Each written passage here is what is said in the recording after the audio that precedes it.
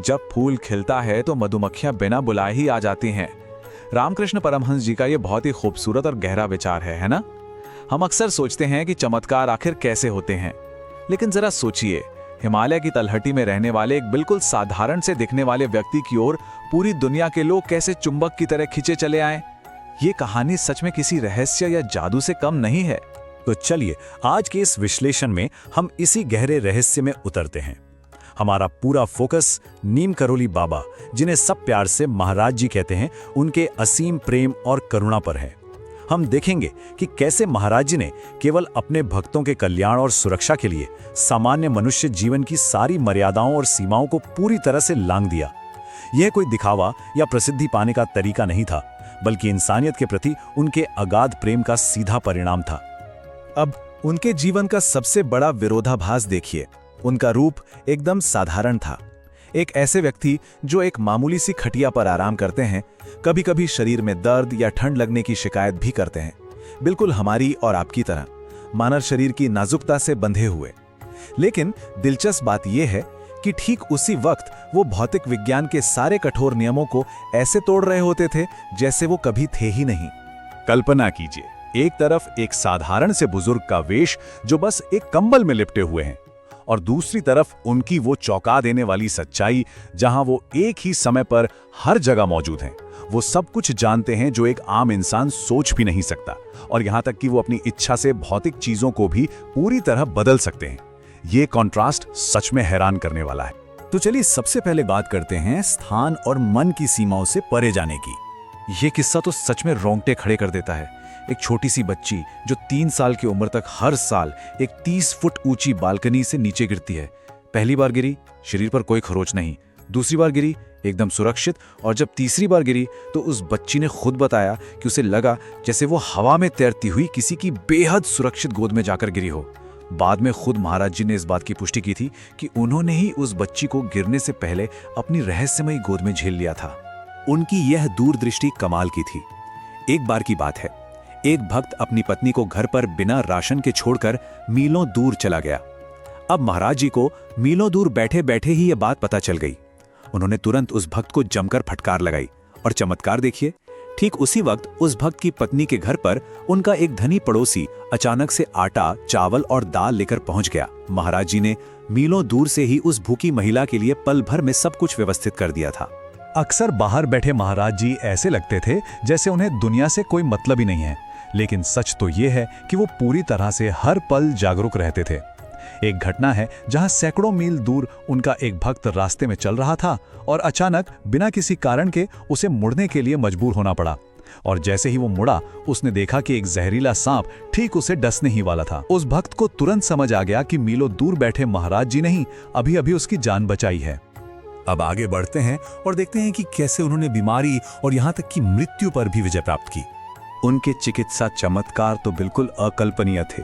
सोचिए, रात के ठीक 3:30 बजे एक पति पत्नी को एक साथ महाराज जी का स्वप्न आता है, और उसी क्षण पत्नी के चेहरे का भयानक लकवा पूरी तरह ठीक हो जाता है। एक और किस्सा है जहां एक बूढ़े गार्ड को डॉक्टरों ने जवाब दे दिया था कि उसके पास सिर्फ 24 घंटे हैं, लेकिन महाराज जी ने उससे बचा लिया। और एक लड़के की तो बुरी तरह से जली हुई छाती को उन्होंने कुछ ऐसे ठीक किया कि वहां एक भी निशान बाकी नहीं रहा, बिना कोई दवा, बिना कोई सर्जरी। उनका आध्यात्मिक प्रभाव इतना गहरा था कि मीलों की दूरी उनके लिए कोई मायने ही नहीं रखती थी। एक बार एक आदमी को सांप ने काट लिया और वो बेसुध पड़ा था। उसे केवल 1 घंटे के भीतर ही होश आ गया। कैसे? सिर्फ इसलिए क्योंकि महाराज जी ने दूर से ही एक दूसरे बाबा को निर्देश दिया था कि उस सांप काटे हुए घाव पर बस गंगा जल मल दिया जाए। ना कोई अस्पताल, ना कोई दवा, सिर्फ महाराज जी की असीम कृपा। लेकिन इन सब अकल्पनीय चमत्कारों के बाद भी महाराज जी का जवाब क्या होता था? हमेशा एक ही। जब भी लोग उन्हें धन्यवाद देने आते तो वे तुरंत सारा श्रेय ईश्वर को देते हुए कहते, सब ईश्वर है। जरा सोचिए, एक तरफ इतनी अनंत शक्तियां और दूसरी तरफ इतनी गहरी विनम्रता। ये सचमुच बहुत ही शक्तिशाली बात है। अब बात करते हैं उनके एक और रूप की, जिसे अन्नपूर्णा या प्रेम का प्रसाद कह सकते हैं। वो अक्सर कहते थे, सभी को भोजन पाने का अधिकार है। भगवान भूखे के पास हमेशा भोजन के रूप में आते हैं। उन्होंने हमेशा इस बात पर जोर दिया कि हर किसी को बिना किसी देरी के खाना खिलाया जाए। उनके द्वारा आयोजित बड़े बड़े भंडारों में कोई भेदभाव नहीं होता था।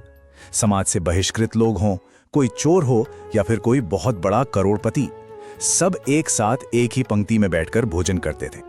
एक बार एक बहुत बड़े भंडारे में हजारों लोग भोजन की प्रतीक्षा कर रहे थे। अचानक खाना बनाते समय घी पूरी तरह खत्म हो गया। अब क्या हो? महाराज जी ने बिल्कुल बिना घबराए बस इतना कहा कि उन खाली डिब्बों को जाके चेक करो जिन्हें पहले ही गिना जा चुका है। और आश्चर्यजनक रूप से उन खाली डिब्बों के बीच घी से भरा एक बिल्कुल नया डिब्बा प्रकट हो गया, सिर्फ इसलिए ताकि कोई भी भूखा व्यक्ति इंतजार ना करे। उन्होंने कमी के भ्रम को हमेशा कृपा की प्रचुरता में बदल दिया। वो अक्सर किसी भी गरीब के घर अचानक पहुंच जाते थे और कहते थे कि उन्हें बहुत भूख लगी है। बेचारे गरीब घर वालों को लगता कि उनके पास तो खिलाने के लिए कुछ है ही नहीं। लेकिन तभी महाराज जी चमत्कारिक रूप से उनके ही घर से छुपाई हुई रोटियां निकाल लेते थे। इस तरह वे गरीबी और कमी के उस क्षण को एक बहुत ही गहरे आध्यात्मिक आशीर्वाद में बदल देते थे। और अब आते हैं उनके सबसे बड़े चमत्कार पर, जो है दिलों को बदलना। सच कहूं तो उनके सबसे बड़े चमत्कार गुरुत्वाकर्षण या भौतिकी के नियमों को तोड़ना नहीं थे। उनका सबसे बड़ा चमत्कार तो वो साधारण सा स्पर्श था। वो असीम कृपा थी जो पलक झपकते ही किसी भी इंसान के जीवन की आध्यात्मिक दिशा को हमेशा के लिए बदल देती थी। चाहे सांसारिक खतरों से बचाना हो, भौतिक लालच से ऊपर उठाकर आध्यात्मिक संपदा देना हो, या फिर दिलों को भगवान की ओर मोड़ना हो, सामान्य मनुष्य की सीमाओं को पार करना उनके लिए कभी भी कोई जादू का खेल या दिखावा नहीं था। ये तो हमेशा मानवता के कल्याण के लिए पूरी करुणा के साथ उपयोग किया गया एक सीधा साधन था। और मजे की बात देखिए, जब भी उनसे उनकी इन ब्रह्मांडीय शक्तियों के बारे में पूछा जाता तो वे एक चंचल बच्चे की तरह हंसकर कहते, मेरे पास कोई शक्ति नहीं है, मैं कुछ नहीं जानता, मैं कुछ नहीं कर सकता। उनका ये मासूम सा इनकार उनकी वास्तविक शक्ति पर एक ऐसा पर्दा डाल देता था जो उनके बिना शर्त प्यार के रहस्य को और भी गहरा कर देता था। आज के समय में हम सबके लिए इस सब की प्रासंगिकता बहुत गहरी है।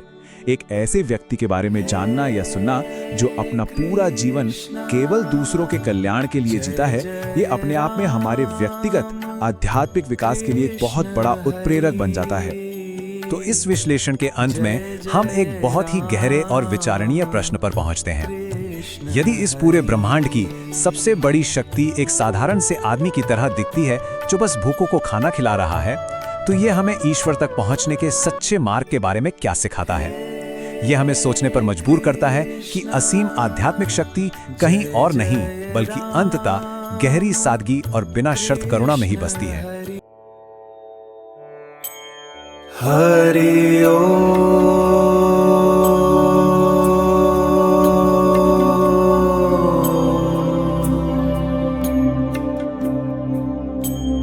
हरि ओम।